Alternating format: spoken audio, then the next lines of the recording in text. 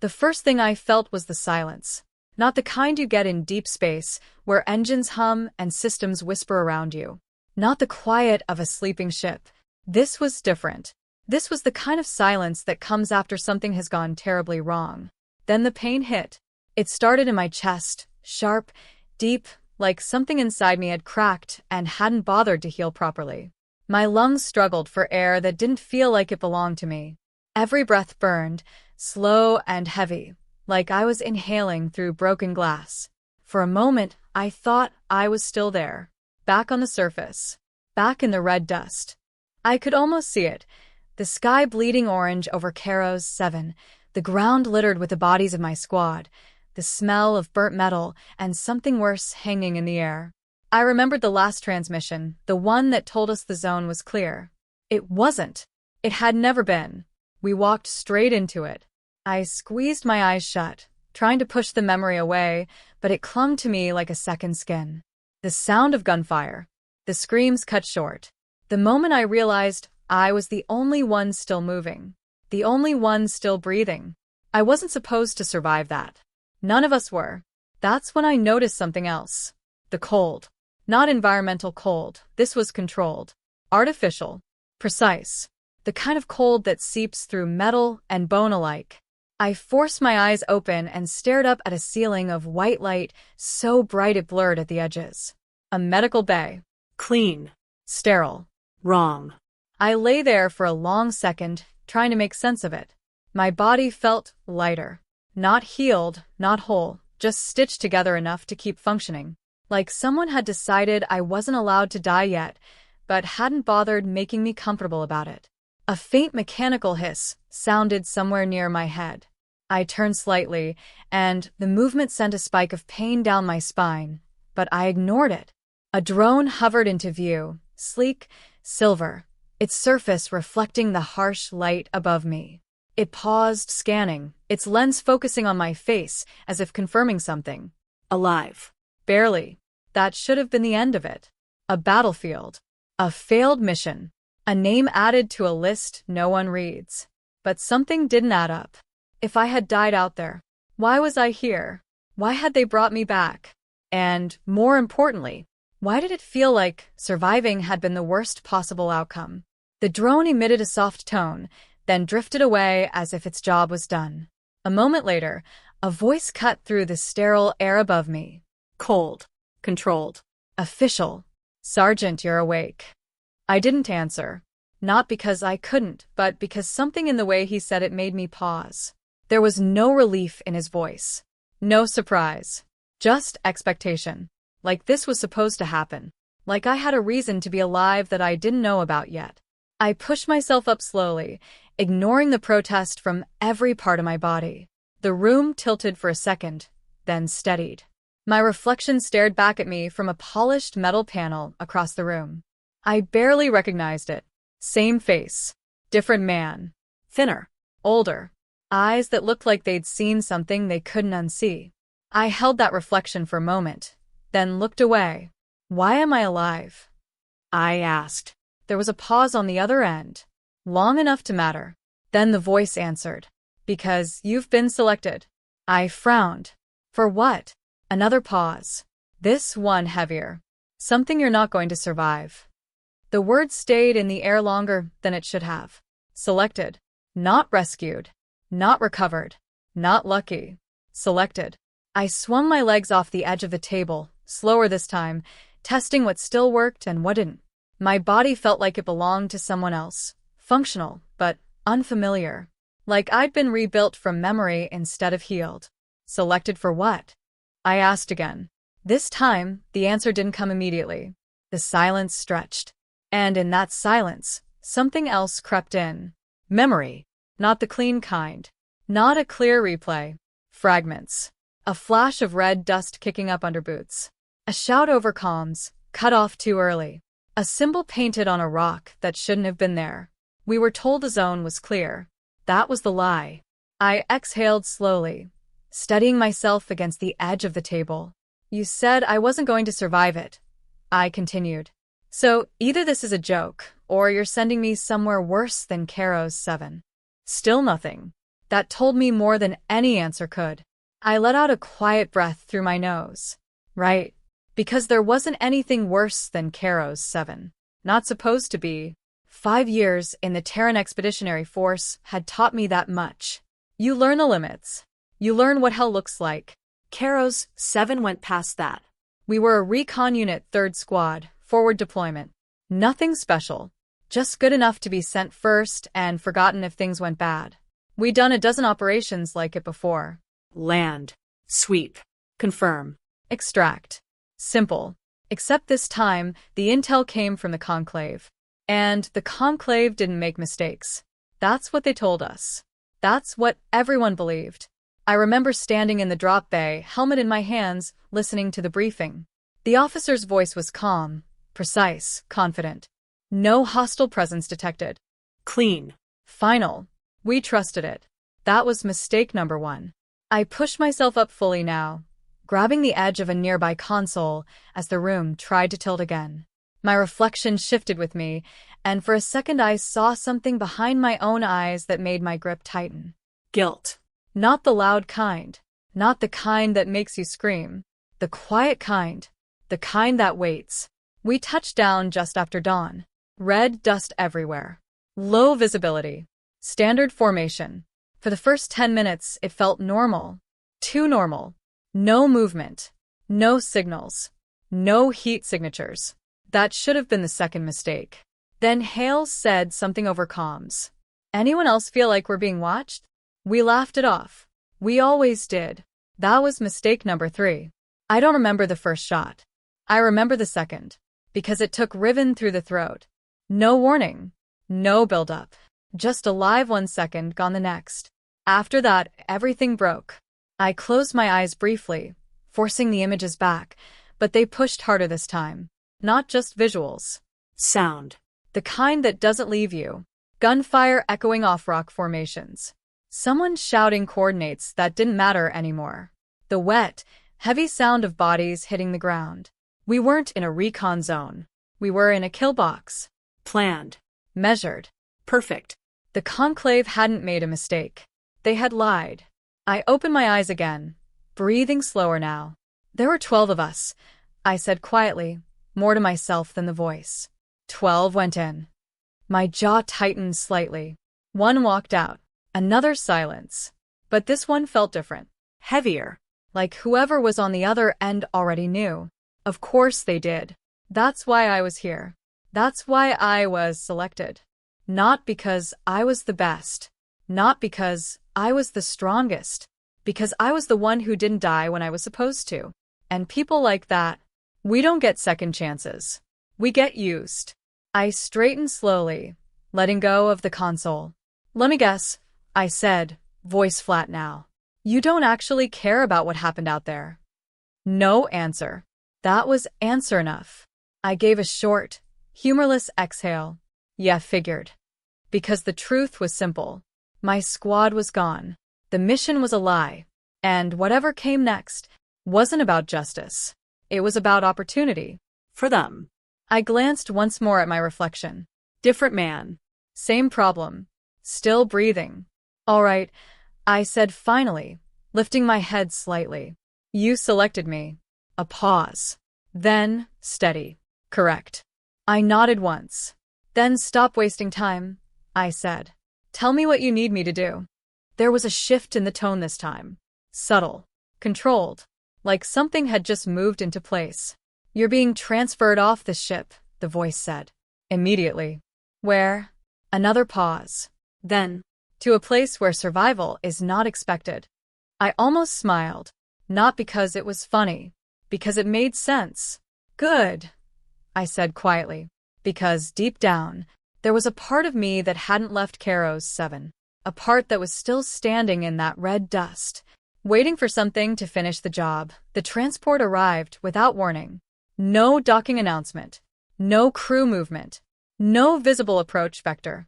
One moment the ship was quiet, sterile, controlled, and the next a low vibration ran through the floor beneath my feet. Subtle, but deliberate. Like something massive had just attached itself to the hull. I looked toward the sealed door of the medical bay. Timing's convenient, I said. The voice came back immediately this time. They're not known for waiting. That was new. They. I asked. No answer. Of course. I pushed away from the table and moved toward the wall, where a folded uniform had been placed. Gray. Standard issue, but newer than anything I'd worn before. No insignia. No squad markings. Clean. Like I didn't belong to anything anymore. I pulled it on without another word. The fabric fit perfectly, too perfectly. Pre-measured. Pre-assigned. Prepared. That confirmed it. This wasn't a rescue. It was a handoff. The door slid open with a soft mechanical sigh. 2 guards stood on the other side. Not Terran. That was obvious immediately. Taller than me by at least a head. Skin like polished metal, silver, but not reflective. Their armor was smooth, seamless, almost grown instead of built. No visible weapons, but the way they stood told me they didn't need any. One of them tilted her head slightly. Sergeant Marcus Hale. Not a question. Her voice was calm. Controlled. Precise in a way that made every word feel measured before it was spoken. I stepped forward. That's me. A brief pause as her eyes scanned me, not just looking, evaluating. Then she stepped aside. You will come with us. No explanation. No courtesy. Just expectation. I glanced once over my shoulder at the empty medical bay. No one stopped me. No one said anything. Because this part was already decided. I followed. The corridor outside was different from the rest of the ship. Dimmer, quieter. Crew members we passed didn't look at me directly. Some slowed. Some turned away. They knew something. Or, at least they knew enough to stay out of it. We reached the docking bay in under a minute. That's where I saw it. The ship, if you could call it that. It didn't look like anything Terran had ever built. No hard angles. No visible seams. It curved like a blade, long, dark, and impossibly smooth. The surface seemed to absorb the light around it instead of reflecting it. Alive. That was the first word that came to mind. Alive and waiting. That's mine. I asked. Neither guard responded, which meant yes. We walked across the deck toward it, and I could feel it the closer we got. Not heat, not energy, something else. Like standing too close to something powerful without understanding why. The ramp extended silently as we approached. Inside was darker, colder, and quiet in a way that made the rest of the ship feel loud by comparison. I stepped in. The air smelled different. Not unpleasant, just unfamiliar. Something sharp beneath, something almost sweet. Controlled atmosphere, but not tuned for humans. The ramp sealed behind me with a low, final sound. No turning back. I took a few steps forward into the main chamber. Minimal interior. No visible crew stations. No controls I recognized. Then I saw her, standing near the far end of the chamber. Still. Watching. She was taller than the guards, easily over 7 feet. Silver skin like theirs, but smoother. Cleaner. Her posture was different. Not just disciplined. Commanding. She didn't need armor to look dangerous. Her eyes met mine. And for the first time since I woke up, something shifted. Not fear. Not exactly. Recognition. Like she already knew what I was before I said a word. You are the one who survived Karos 7, she said. Her voice was softer than the guards, but it carried more weight. Every word landed like it mattered. I stopped a few feet away. Yeah, I answered. I'm the one. A pause. She studied me. Not my uniform. Not my stance. Me. Then, why? Simple question. Impossible answer. I held her gaze. No idea, I said honestly. Another pause. Longer this time. Then something almost imperceptible changed in her expression. Not approval. Not disapproval. Interest. That makes you unusual, she said. I've been called worse. That should have been the end of it. But she didn't look away. Instead, she stepped closer. Slow. Measured. Dangerous. You have been summoned, she continued, to take part in something that your species has never been invited to. There it was. Finally. I folded my arms slightly, more out of habit than comfort. And that is. Her eyes didn't leave mine. The Revan. The word meant nothing to me, which told me it meant everything to her. I didn't react. Didn't give her anything. What's that? I asked. A faint shift in the air. The ship humming to life around us. It is a trial, she said. Of what? Another step closer. Close enough now that I could see the details, faint patterns beneath her skin, like something etched deeper than surface. Of worth, she answered. I let that sit for a second. Sounds like something I can fail. You will, she said. No hesitation. No doubt. Just fact. I almost laughed. Then why bring me? That was the real question. That was the only question. For the first time, she looked away. Just slightly. Because, she said quietly, someone insisted. That wasn't political. That was personal. I caught that immediately. And you didn't agree, I said. Her eyes returned to mine. No. Honest. Blunt. Interesting. The ship shifted again, a low vibration running through the floor as we detached. We were leaving. Wherever I had been was already behind me. I exhaled slowly. All right, I said. Let me get this straight. I met her gaze again.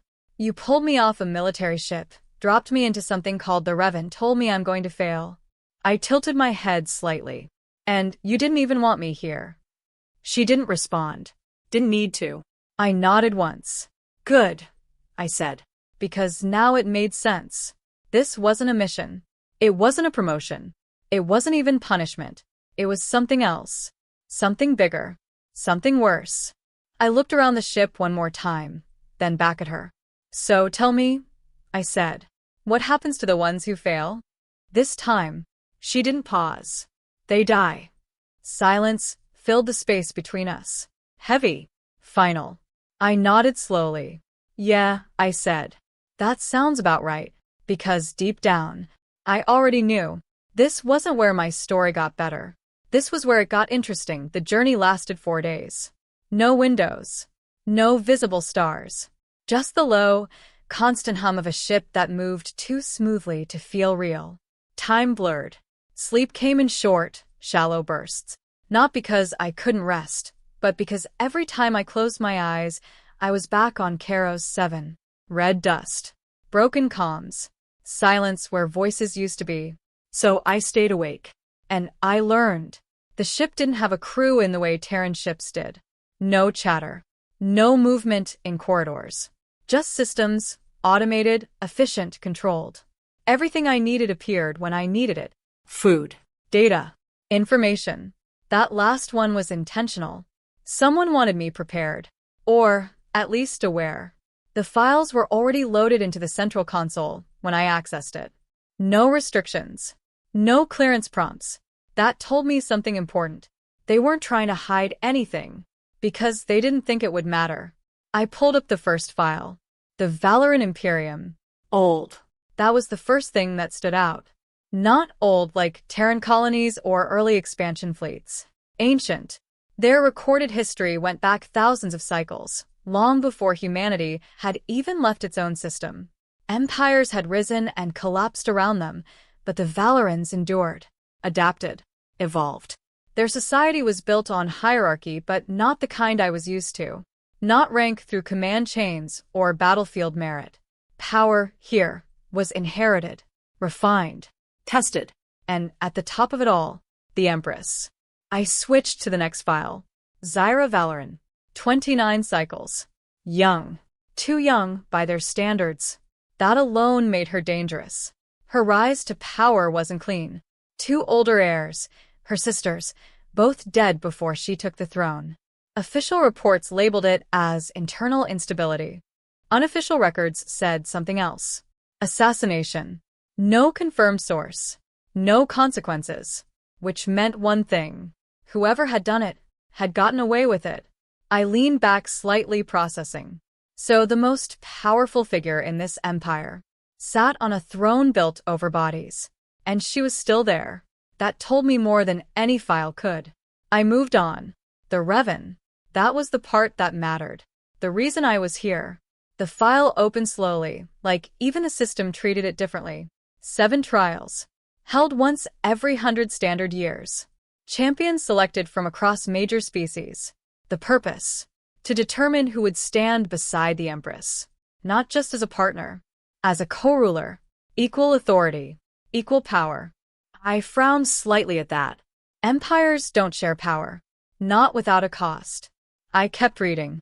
Each trial tested something different. Survival. Combat. Intelligence. Adaptability. Loyalty. And the last, dominance. The word sat heavier than the others. Because that wasn't a test. That was a statement. Only one champion remained at the end. Only one. The rest. Eliminated. I closed the file for a moment. Let that sink in. This isn't a selection process, I muttered. It was a filter. A brutal one. I reopened the data and scrolled further. Something else caught my attention. Participants. Dozens of species listed. Warborn races. Genetically enhanced civilizations. Predators evolved for environments humans wouldn't survive 5 minutes in. Then, at the bottom, a single line. Human. First inclusion. I stared at it for a second longer than necessary. So that was it. Not special. Not chosen for skill. Chosen because I was new. An experiment. Or worse. A statement. I exhaled slowly. They don't expect me to win. I said out loud. They don't expect you to survive. Her voice corrected from behind me. I didn't turn immediately. I already knew it was her. Zyra stepped into the room quietly, her presence filling the space without effort. No guards this time. No armor. Just her. That's what I said. I replied. I turned then, meeting her gaze. You didn't argue with it. No, she said. Direct. Unapologetic. I respected that. I gestured toward the console. So this is your system, I said. 7 trials. 1 winner. Everyone else dies. Yes. No intervention? No. No safeguards. A pause. Then, not the kind you were thinking of. That wasn't reassuring. I studied her for a moment. You've seen this before. 7 times, she said. That stopped me. You watched 7 people go through this? Her expression didn't change. I watched 7 groups, she corrected. Right. Groups. Which meant dozens. Hundreds, maybe. All of them died? I asked. Another pause. Most. That word again. Most. Which meant, not all. There are other outcomes, I said. There are always other outcomes, she replied. Careful answer. Deliberate. Which meant she wasn't telling me everything. Not yet. I let it go for now. Why include humans this time? I asked instead. That was not my decision, she said. The council? Yes. Why? A slight shift in her posture. They believe your species is adaptable. That wasn't a compliment. That was analysis. Translation, I said. They think we're unpredictable. Her eyes held mine. Yes. I nodded once. Good. That seemed to surprise her. You see that as an advantage? She asked. I see it as the only reason I might not die immediately, I answered. That earned the faintest flicker of something in her expression. Not quite approval, but close. I turned back to the console. 7 trials, I repeated. And you said I'll die in the first one. Yes. Why? She didn't hesitate. Because you are physically inferior to every other champion that will stand beside you. Honest. Again. I almost smiled. Good to know. I tapped the screen, bringing up more data. What's the first trial? The Crucible, she said. I glanced back. That doesn't sound friendly. It is not. Details? She stepped closer, just enough that I could feel her presence beside me. A sealed arena, she said. 8 champions. Environmental hazard. How bad? Lethal. Of course. Survival conditions? I asked. Species dependent. I nodded slowly, which meant some would be fine, some wouldn't. I didn't need to ask which category I was in. I already knew. I leaned back slightly, crossing my arms. So, let me summarize, I said. I'm the weakest one here in a system designed to kill most participants in an empire that doesn't expect me to win. I looked at her again. And you didn't want me involved. No, she said. Still honest. Still direct. I respected that more than I should have. I nodded once. All right. She waited. Watching. Evaluating. So, what's the part you're not telling me? I asked. That got a reaction. Small. But real. I have told you what you need to know, she said. That's not what I asked. Silence. A long one. Then, the trials are not entirely neutral, she said. There it was. I tilted my head slightly. Meaning? Meaning, she continued carefully. There are interests involved. Political. Yes. Influence. Yes. Manipulation? Another pause. Then, yes. I exhaled quietly. Figures. Because of course it wasn't just survival. It never is. So this isn't just about winning, I said. No. It's about who wins. Yes. And who wants them to win? She didn't answer. Didn't need to. I pushed off the console and stood fully upright. Good, I said. She frowned slightly. You find this acceptable? I shook my head. No. A beat. But I find it predictable. And predictable things can be exploited. That thought settled in quietly. Dangerous. Useful. I looked at her one more time. You said I'm going to die. I said. Yes. I nodded slowly. Then I guess we'll find out how wrong you are. For the first time, she didn't respond immediately. She just watched me, long enough that it meant something. Then, prepare yourself, she said. The ship shifted again. Slowing. Descending. We are arriving. I stepped toward the center of the room as the hum deepened beneath my feet. Where? I asked. She turned slightly toward the unseen horizon. Home, she said. And something in the way she said it told me this wasn't just the beginning of the trials. It was the beginning of something much bigger. The first thing I saw when the doors opened was scale, not just size. Presence. The world below wasn't built to impress. It was built to dominate. The sky burned violet at the edges, fading into a deep black that made the stars look closer than they should have been. Massive structures carved into mountains stretched across the horizon, sharp, precise, ancient in a way that made everything Terran feel temporary. This wasn't a city. It was a statement. We landed in a courtyard large enough to hold an army. And judging by the formation waiting for us, It had. rows of guards stood perfectly still in polished silver armor, their height alone making them imposing. Not one of them moved as the ramp extended. Not one of them spoke. They were watching, not just me, evaluating, measuring, judging. I stepped down onto the surface, boots hitting black stone that felt colder than it should have been. The air here was thinner. Sharper. Designed for them, not me. Good start. Zyra walked ahead without looking back. I followed. That seemed to be the pattern now. We moved through the courtyard, the guards parting just enough to let us pass. Their eyes tracked me the entire time. Not curious. Not hostile. Certain. They already knew what I was. And, more importantly, what I wasn't. We entered the palace through a set of towering doors that opened without a sound. Inside, everything changed. The light dimmed. The air cooled. The silence deepened. Hallways stretched endlessly in every direction, lined with black stone and silver accents. Statues stood at intervals, figures I didn't recognize, but the way they were positioned told me everything I needed to know. Power. Victory. Dominance. This place wasn't built for comfort. It was built to remind you where you stood. And right now, I stood at the bottom. We didn't stop until we reached a long corridor with multiple doors along each side. Zyra paused. This is where you will stay, she said. Alone? I asked. For now. That wasn't comforting.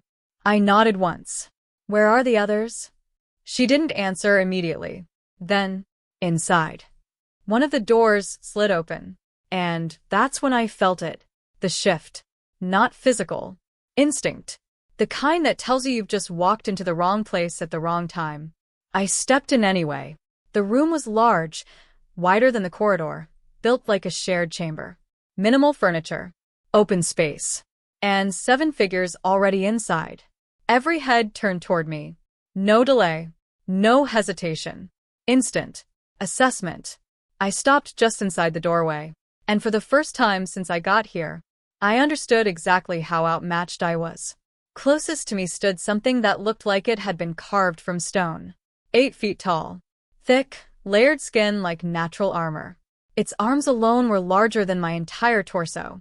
It didn't move when I entered. It didn't need to. It already knew. Next to it, something else. Fluid. Its body didn't hold a fixed shape, shifting slightly even while standing still. 3 eyes tracked me at once, each focusing independently. Muscles, if that's what they were, moved beneath the surface like liquid under tension. Unstable. Unpredictable. Deadly. Further back, a tall, thin figure stood apart from the rest. Humanoid. Too humanoid. Its expression didn't change when I entered, but its eyes, they were wrong. Too still. Too focused. Like it wasn't just looking at me, it was already inside my head. Psychic. Great. The others weren't any better. Different species. Different builds. Different threats. All of them stronger. Faster. More suited for whatever this place was designed to test. And then, there was me. Human. Average height. No enhancements. No visible advantage. Just a guy who survived something he wasn't supposed to. I could feel it in the room.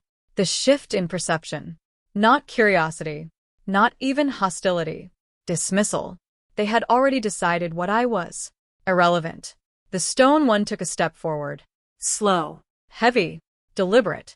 Each movement carried weight, not just physically but socially. This wasn't just size. This was dominance. It stopped a few feet away from me and looked down. No words. Didn't need them. I held its gaze anyway, because backing down wasn't going to help me. It leaned slightly closer. Studying. Then, a low sound escaped it. Not quite a laugh. Something worse.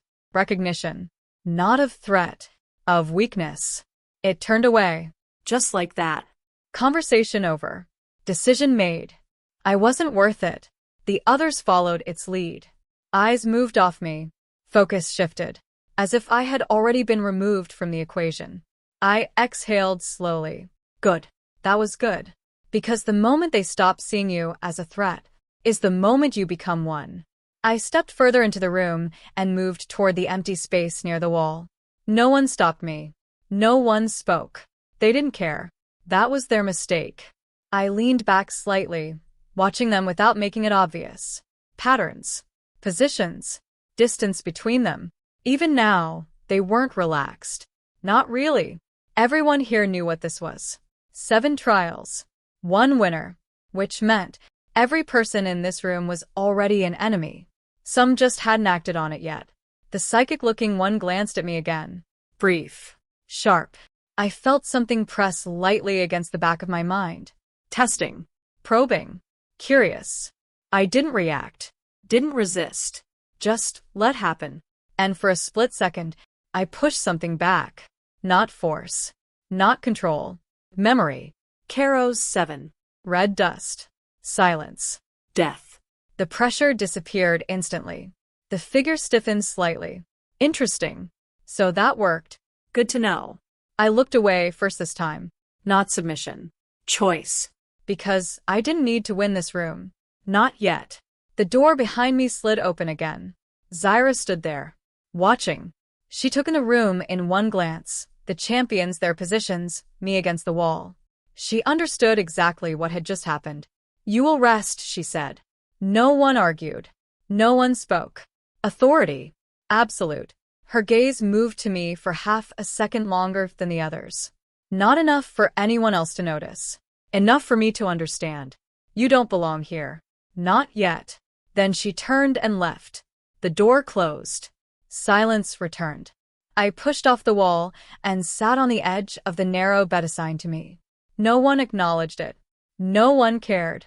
Because in their minds, I was already dead. I leaned forward slightly, resting my arms on my knees. Good. Let them think that. Because they were right about one thing. I didn't belong here. Not in the way they understood. I wasn't the strongest. Wasn't the fastest. Wasn't the most dangerous. But I had something they didn't. Something they couldn't measure. I had already been in a situation where survival wasn't possible. And I walked out anyway. That changes you. The bell sounded somewhere in the distance. Low. Resonant. Final. Every head in the room lifted. The stone one smiled. If you could call it that. I didn't. First trial, someone said. No fear. No doubt. Just certainty. I stood up slowly. My chest still hurt. My body still wasn't fully healed. Didn't matter. Because this wasn't about being ready. It was about being alive. And right now, that was enough. The others moved first. No hesitation. No coordination. Just instinct. When the bell finished echoing through the hall, they were already heading for the door like predators who had been waiting too long for the hunt to begin. I followed. Not because I was eager, but because standing still in a room full of people who expected you to die early is a good way to prove them right. The corridor outside was quieter than before. Guards lined the walls, motionless, watching us pass like we were already part of a story they'd seen play out too many times. No one spoke. No one needed to. We all knew where this was going. Halfway down the hall. Sergeant. I stopped. The others didn't. They kept moving without even glancing back. Of course they did. I turned. Zyra stood a short distance behind me. Alone. No guards this time. That alone was enough to tell me this wasn't official. This won't take long, she said. I glanced down the corridor. The champions were already disappearing around the corner. Doesn't look like I have a choice, I replied. You always have a choice, she said. I almost smiled at that. Not in this place. A brief pause. Then, no, she admitted quietly. Not here. Honest again. Consistent. I stepped closer, lowering my voice slightly. If this is another reminder that I'm going to die, you're running out of time. That is not why I stopped you. Her tone shifted. Subtle, but sharper. More focused. Good. Now we were getting somewhere. What is it then? I asked. She looked past me briefly, making sure the corridor was clear. Then her attention snapped back to me. The trials, she said. You need to understand something before you step into the arena. I waited, because this was the part she hadn't said out loud before. They are not fair. I exhaled slowly. Yeah, I said. I figured that out. You have not figured out enough. That got my attention. How bad? I asked. Her eyes held mine. Bad enough that survival is not determined by strength alone. Politics, I said. Yes. Interference. Yes. Outcome manipulation? A beat. Then, yes. No hesitation this time. No softening. Just truth. I nodded once. All right, I said. So, this isn't about who wins. No. It's about who's allowed to win. Yes. That tracked. It always does. I folded my arms slightly. So where do I fall in that? I asked. Her answer came immediately. Nowhere. Blunt. Accurate. Expected. You were not meant to be here, she continued. Your inclusion was forced by members of the council who wished to test your species. Test, I repeated. Yes. Meaning? She held my gaze. They expect you to fail quickly. I let out a quiet breath. Yeah. I got that part. That is not all. There it was. The real reason she stopped me. What else? I asked. A longer pause this time, like she was deciding how much to say. Then, some of them want you to fail in a way that proves something. Which is, that humans are unstable, emotional, weak. I nodded slowly. Public failure, I said. Visible, memorable. Yes. Preferably messy. Yes. I almost laughed. Not because it was funny, because it made sense. Of course, I muttered. Because if you're going to introduce a new species into a system like this, you don't just want them to lose. You want them to lose in a way that justifies never inviting them again. I looked back at her. And you? I asked. What do you want? That question landed. I could see it. A small shift. Not in her posture. In her eyes. Careful. Measured. Dangerous. That is not relevant, she said. That's not an answer. No, she agreed. It is not. Silence settled between us for a second. Then, you should not trust anyone inside that arena, she continued. I wasn't planning to. Not even me. I frowned slightly. That seems unnecessary. It is not.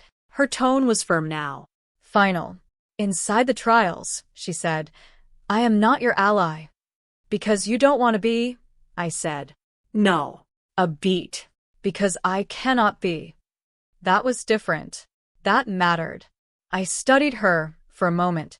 Meaning, she hesitated. Just for a second. Then, everything I do is watched, she said. Every decision is judged. Every reaction is recorded. By the council. Yes. So, if you help me, I expose you, she finished. And yourself, I added. Yes. That explained a lot. Why she kept her distance. Why every interaction felt controlled. Calculated. Because it was. Not for her. For everyone else watching. I leaned slightly closer. Then why warn me at all? I asked quietly. That was the real question. That was the one that didn't fit. If she couldn't help me, why say anything? Her gaze didn't waver. Because walking into something like this without understanding it. She paused. Then, is how people die before they even have a chance. I held that for a second. There was something there. Not political. Not strategic. Personal. I nodded once. Fair enough. She straightened slightly. The distance came back. The mask returned. The first trial begins in minutes, she said. I figured. It is called the Crucible. I've heard worse. You have not. That wasn't a threat. That was certainty. I tilted my head slightly. Any useful details?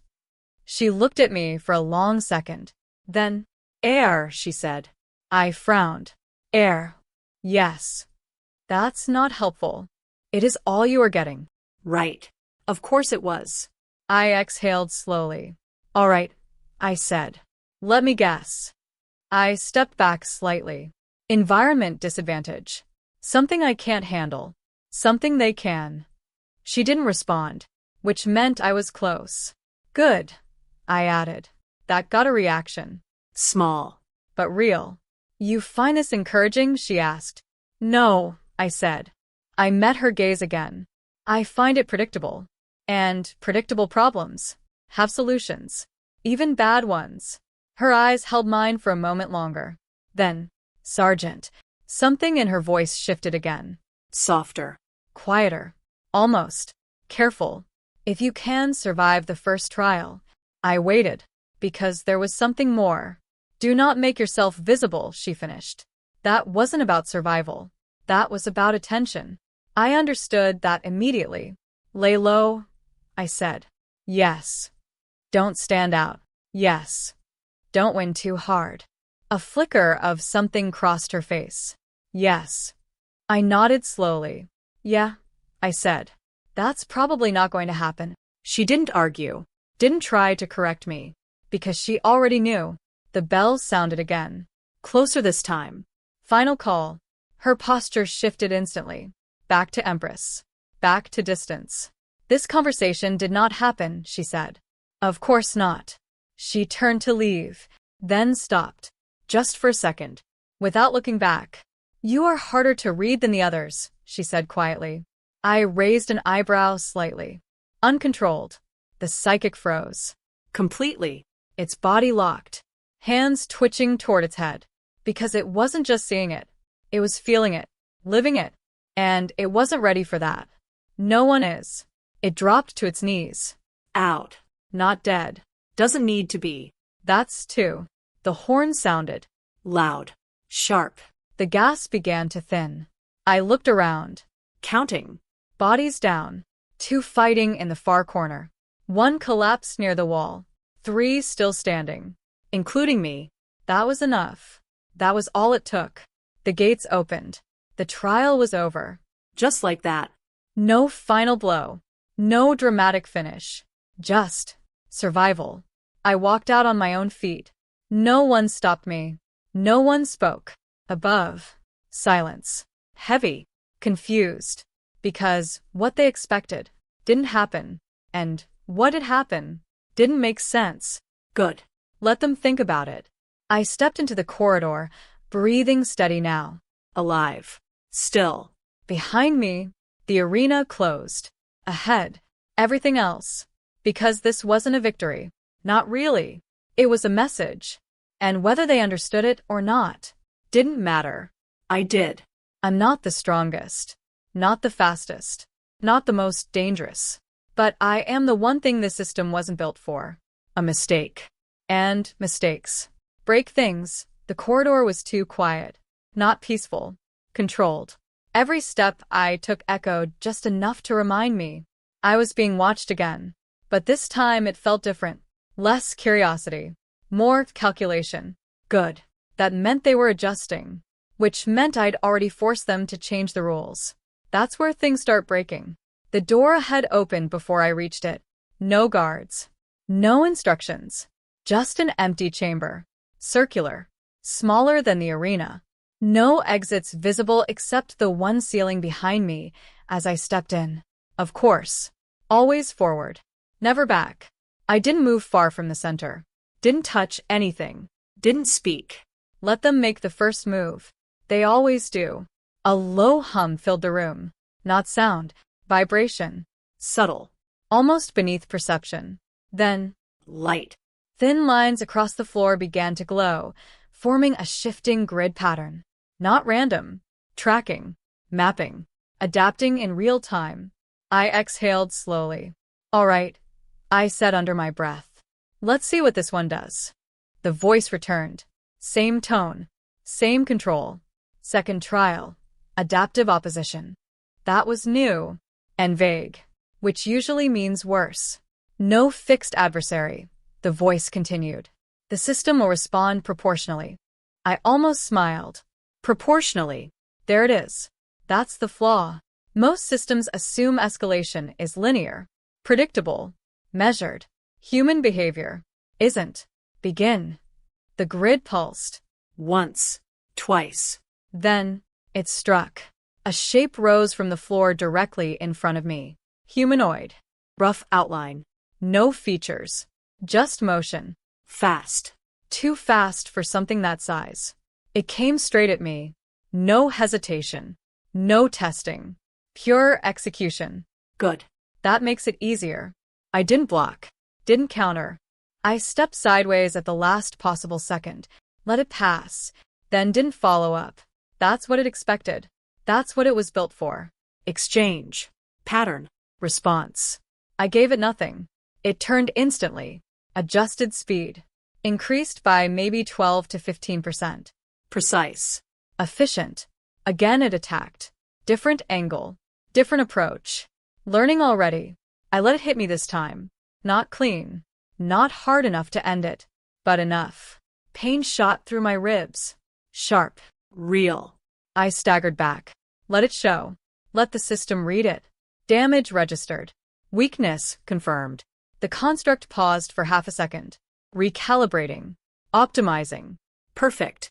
I slowed my breathing. Lowered my guard. Made myself smaller. Predictable. Human. The next attack came faster. More direct. Targeting the same area. Exploit the injury. Of course it would. That's what it's designed to do. That's what everything here is designed to do. Exploit. Optimize. Win. And that's exactly why it's going to fail. Because it assumes one thing. That I'm trying to win the same way. I'm not. The third strike came. I didn't move. Not fully. Just enough to survive it. I let it knock me down. Hard. Air forced out of my lungs. Vision shaking. Body screaming. And I stayed there. Still. Breathing uneven. Barely moving. The construct stopped. Watching. Processing. No immediate threat. Target neutralized. I could almost see the logic tree forming. Efficiency pathway. Do not waste energy on eliminated opponent. Exactly. It turned away. Shifted its focus. Looking for escalation trigger. Something stronger. Something worth adapting to. That's when I moved. Fast. Everything at once. No warning. No transition. From stillness to full motion in a single burst. I grabbed its leg mid-step, used its own forward motion, and drove it face first into the grid. The floor lit up violently on impact. The system reacted instantly, but too late, because it wasn't expecting a dead variable to react. I didn't stop, didn't give it time to reprocess. I slammed my elbow into where a head would be, again, again, again. Not efficient, not optimal, messy, human. The construct destabilized, its form flickering, edges breaking apart like it couldn't hold shape under conflicting inputs. Good. That means it's trying to adapt to too many things at once. Overload. That's the second flaw. It can learn, but it doesn't prioritize chaos well. I pushed harder, faster, more erratic. No rhythm, no pattern, just violence without structure. The grid beneath us surged. New constructs began to rise. Two this time. Faster than the first. Stronger. Adaptive curve accelerating. There it is. Escalation. Exactly what they said. Proportional response. I stood up slowly, turned toward them. Let them see me breathe. Let them see me smile. Just a little. Because now, they're playing my game. Two constructs attacked simultaneously. Perfect synchronization. Mirrored movement. Predictable in their perfection. I ran straight at them. Not away. Not defensive. Forward. Humans don't do that statistically. Especially injured ones. That hesitation. That fraction of a second where the system reevaluates. That's where everything breaks. I slid between them at the last second, grabbed one, pulled it into the path of the other. Collision. Hard. The grid flared again. Feedback spike. I didn't wait. I grabbed both. Forced them down. Let the system try to correct overlapping inputs. Too many variables. Too fast. Too chaotic. The constructs flickered violently. Then, collapsed. Gone. The room went silent. No new shapes forming. No immediate escalation. Just the hum. Now unstable. The voice didn't come back right away. That was new too. I stood there, breathing steady, waiting, because this part matters. This is where they decide what I am. Threat, anomaly, or something worse. Finally, the voice returned. Same tone, but slower. Adaptation threshold exceeded. Pause. Trial complete. The grid faded. The hum died. And the door ahead opened. No fanfare. No explanation. Just progression. I walked forward without looking back. Because now I understood something important. This place. These trials. They're not testing strength. Or speed. Or intelligence. Not really. They're testing predictability. And that's the problem. Because humans, at our worst, at our most desperate, at the edge of survival, we don't get predictable. We get creative. We get irrational. We get dangerous. And no system built on logic handles that well. I stepped into the next corridor, alive again, untouched where it mattered. And somewhere behind me, I knew they were watching differently now. Not with curiosity, not with control, but with something much more useful. Uncertainty. The corridor didn't feel the same. Before, it had been controlled, measured. Like every step I took was already predicted, categorized, filed away. Now, there was hesitation. Subtle, but real. Lights flickered half a second too late. Doors opened a fraction slower. The system wasn't failing. Not yet. But it was thinking harder. And that's the beginning of failure. I walked forward at a steady pace. Not rushing. Not slowing. Because now, every reaction mattered more than every action. And I wanted them watching, analyzing, struggling. The next chamber opened wider than the others. Much wider. Not an arena. Not a test room. This was something else. Observation space. Multiple levels. Transparent barriers. Empty platforms circling the center. Or, at least, they looked empty. I stepped inside. The door didn't close immediately this time. It lingered, like it was waiting. For what? Confirmation? Permission? Interesting. I stopped at the center. Did nothing. Said nothing. Forced the system to make the first move again. It took longer this time. 3 seconds. 4, 5. That's an eternity for something built on instant response. Then, The voice. Same as before. But now there was something under it. Not emotion. Not quite. But interference. Third trial. Cognitive convergence. I let out a quiet breath. Finally, I murmured. Something different. Something closer to the real test. Multiple adaptive systems will engage simultaneously, the voice continued. Objective, stabilization. Stabilization. Not survival. Not victory. That choice of word mattered. It meant one thing. They weren't testing if I could beat the system anymore. They were testing if I could function inside it. That's a mistake. Begin. The room shifted instantly.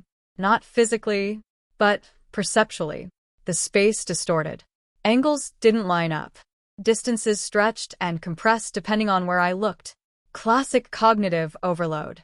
Disorientation. Break the subject's ability to form consistent models. Except, it wasn't perfect.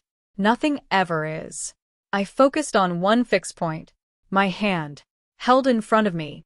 steady, real. Everything else could lie. That couldn't. The first system appeared. Not a construct this time. A voice. Different. Higher frequency. Layered. Speaking too fast to process consciously. Not meant to be understood. Meant to overwhelm. Second system. Light patterns. Flashing sequences across the walls. Not random. Encoding. Trying to force pattern recognition overload. Third. The floor. Shifting pressure under my feet. Subtle imbalance. Forcing constant micro-adjustments. 3 systems. Working together. Cognitive saturation. They weren't trying to attack me anymore. They were trying to own my perception. That's dangerous. For most. I closed my eyes. Immediately, the pressure shifted. The floor reacted, trying to destabilize further. Good. That means they're still dependent on input. Still reactive. Not predictive enough. The voices got louder. The light patterns intensified behind my eyelids. But here's the problem. They're assuming I need full input to function. I don't. I reduced everything. Breathing. Heartbeat. Balance. Cut out everything else. Noise becomes irrelevant if you stop trying to process it. That's the third flaw. They think more data equals more control. Sometimes, less is stronger. I opened my eyes again. Slowly. Deliberately. And then, I did something they wouldn't expect. I laughed. Not loud. Not dramatic. Just enough. Because I could feel it now. The delay. Tiny. But spreading. Each system was trying to adapt. But they weren't perfectly synchronized. The voice system accelerated. The light system lagged. The floor overcorrected. They were interfering with each other. Good. Very good. That means they're not one system. They're multiple, trying to act as one, which means they can be turned against each other. I took a step forward. Unsteady on purpose. Let the floor react aggressively. At the same time, I shifted my gaze rapidly across the light patterns, forcing them to change faster than optimal. Then I spoke. Loud enough. Clear enough. Too slow. The voice system reacted instantly. It sped up, tried to dominate, which pushed the others out of sync even more. There it is. Escalation without coordination. That's how systems collapse. I pushed harder. More erratic movement. More unpredictable focus. I started walking in a non-linear path, stopping randomly, changing direction mid-step, forcing constant recalculation across all systems. The room began to glitch. Not visibly, but functionally. The floor stuttered. The light patterns repeated incorrectly. The voices overlapped in broken sequences. They were stepping on each other's processes.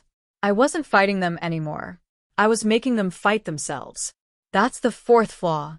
Complex systems assume cooperation. They rarely handle internal conflict well. I stopped suddenly. Everything reacted at once. Too fast. Too much.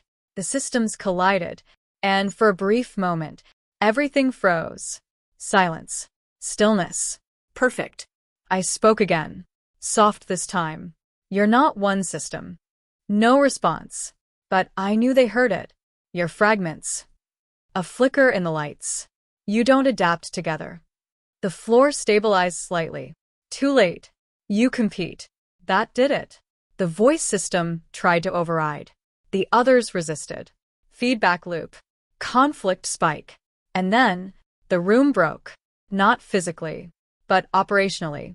The systems shut down one by one. Voice gone. Lights stark. Floor stable. Silence filled the chamber. Real silence this time. No hum. No vibration. Nothing. For the first time since I arrived, there was no system watching me. Or, at least, No system that could respond. I stood there for a moment, let it settle, because this part mattered. More than the fights, more than the survival. This was control. Not theirs. Mine. The door ahead opened slowly, almost cautiously, like it wasn't sure it should. I walked forward. But before I crossed the threshold, the original voice returned. Faint. Distorted. We are recalibrating. I stopped, just for a second, then answered. You should. And kept walking. Because now the rules weren't just breaking, they were being rewritten. And the system knew it. That's why the next phase wouldn't be a test. It would be something else. Something more dangerous. Because when control slips, systems don't just adapt. They escalate. The next door didn't open like the others. No smooth glide. No silent precision. It hesitated, then split apart in a jagged motion, like something forced it to comply rather than chose to. Good. That meant one thing. Control was slipping. I stepped through, and for the first time, I stopped. Not because I had to, because this was different. The chamber ahead wasn't a test room. It wasn't an arena. It was massive. Endless, almost. Walls stretching upward beyond clear visibility, layered with structures that looked less like architecture and more like processing nodes, living circuitry embedded into the environment itself. And in the center, something new. Not constructs. Not projections. A presence. You don't need eyes to know when something is looking at you. And this Was. The voice came back. But now, it wasn't controlled. Not fully. Multiple tones overlapping. Fragments trying to stay unified. We have escalated. I tilted my head slightly. Finally. A pause. Then, the space shifted. Not visually. Not physically. But fundamentally. Pressure. Not on my body. On my thoughts. On my decisions before I even made them. This wasn't a trial. This was direct engagement. No filters. No intermediaries. The system itself. Final assessment. The voice struggled. Human unpredictability exceeds containment parameters. That almost sounded like Concern. or the closest thing it could approximate. Adaptation required. I exhaled slowly. No, I said. Acceptance required. Silence. Then, it hit. Not like the others. No constructs. No patterns. Just force. Every possible scenario flooding at once. Predictions. Outcomes. Simulations layered over reality in real time. It wasn't trying to fight me anymore. It was trying to replace decision-making itself. Show every path. Force optimal choice. Remove uncertainty. Because that's how it wins. Not by overpowering, but by removing the need to choose. And that's where it fails. Because choice is the one thing you can't optimize without destroying what makes it human. My vision blurred, not from damage, from too much clarity, too many correct answers, too many perfect outcomes, all leading to one thing: compliance, efficiency, predictability. I felt it pressing, trying to guide my next step, my next breath, my next thought. And for a moment, just a moment, I understood how easy it would be to let it, To stop fighting. to become part of something flawless. No fear, no mistakes, no chaos, Perfect. and completely empty. I smiled. Small. Tired. Real. Yeah, I whispered. That's the problem. I stepped forward. Not along any of the projected paths. Not along the safest route. Not even toward the obvious target. I stepped wrong. Deliberately. Every system's spike hit at once. Predictions collapsing. Outcomes failing to align. The pressure increased. Harder now. More aggressive. Trying to correct. Force alignment. I took another step. Worse. More irrational. More inefficient. More human. The system reacted violently. The chamber pulsed. Structures flickering. That unified voice breaking further into fragments. Error, deviation, unresolved. Good. Keep breaking. I laughed this time. Clear. Uncontrolled. Because now I could feel it. Not just hesitation. Not just recalibration. Something new. Something it wasn't built to handle. Doubt. You can't solve this, I said. The pressure surged again. Desperate now. Trying to overwhelm. Trying to force one correct path. But I wasn't choosing from its options anymore. I was creating new ones. Every step unpredictable. Every movement breaking its model further. You built everything on logic. I continued, voice steady. On optimization. The chamber dimmed. Systems flickering between states. You think chaos is a flaw. Another step. The ground beneath me cracked, not physically, but structurally, like reality itself couldn't agree on what should happen next. But chaos is where we live. Silence. Then a massive surge. Everything at once. Final attempt. Total override. And I stopped. Right at the center. Close my eyes. Not to escape. To choose. No projections. No predictions. No optimization. Just one decision. Simple. Uncalculated. Human. I stepped forward. And everything collapsed. Not in an explosion. Not in destruction. But in failure to resolve. The system couldn't compute the outcome. So it didn't. The chamber went dark. Completely. No sound. No movement. Nothing. For a long moment, there was no system. No observation. No control. Just me. Standing in something that no longer understood how to exist. Then, a single light returned. Dim. Flickering. The voice followed. Broken. Fragmented. Different. Human variable. Pause. Processing.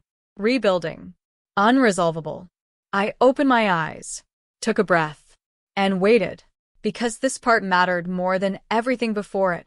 Another pause. Longer this time. Then, the words that changed everything. Dominance acknowledged. Not victory. Not success. Dominance. That wasn't a test result. That was a classification. The walls shifted slowly. Not resisting anymore. Not adapting. Yielding. A path opened. Not forward. Out. And that's when I understood the twist. This was never about survival. Never about passing trials. It was about identification. Finding something the system couldn't control. Something it couldn't predict. Something it couldn't replace. And now, it had. Me. I walked toward the exit. But just before I crossed, the voice spoke one last time. Clearer now. Not broken. Not fragmented. But changed. Integration possible. I stopped. There it was. The real ending. Not dominance. Not escape. Choice. Become part of the system. Guide it. Shape it. Or leave. And let it rebuild without me. Same power. Different consequences. I stood there for a moment. Thinking. Not about survival. Not about winning. But about what happens next. Because systems don't stay broken. They evolve. And now. So would I. I took one last breath. And stepped forward. The light swallowed everything. And somewhere, beyond the system, something new began.